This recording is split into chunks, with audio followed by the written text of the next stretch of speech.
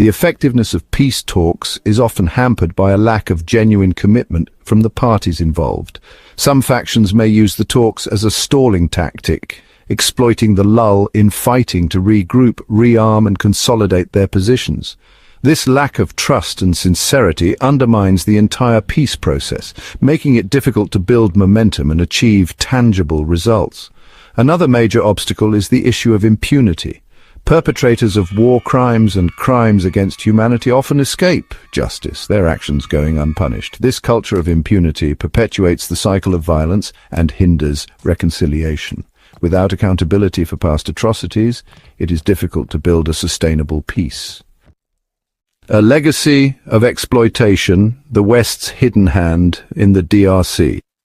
While the conflict in the DRC is often portrayed as an internal African problem, the role of the West, particularly Western governments and corporations, cannot be ignored. The historical context of colonialism and the ongoing economic interests in the region's vast resources have cast a long shadow over the DRC, fueling instability and hindering its development.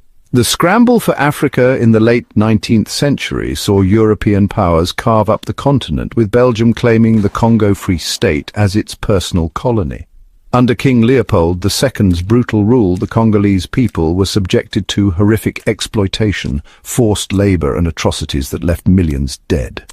This brutal legacy of colonialism left deep scars on Congolese society, creating divisions and weakening its institutions. After independence in 1960, the DRC faced continued interference from Western powers, often driven by Cold War geopolitics and a desire to control its strategic resources. The West's support for Mobutu Sese Seko's corrupt and authoritarian regime for decades further destabilized the country, paving the way for future conflicts. Even after the Cold War, the West's involvement in the DRC has been characterized by a focus on short-term stability and economic interests, often at the expense of long-term development and human rights. The demand for the DRC's minerals, particularly coltan, which is essential for electronics, has fueled the conflict, with armed groups and neighboring countries vying for control of mining areas.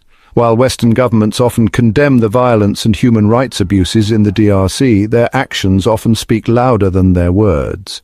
The lack of decisive action against those who fuel the conflict, including sanctions and arms embargoes, raises questions about the West's true commitment to peace and stability in the region. The pursuit of economic interests and strategic alliances often trumps concerns for human rights and sustainable development.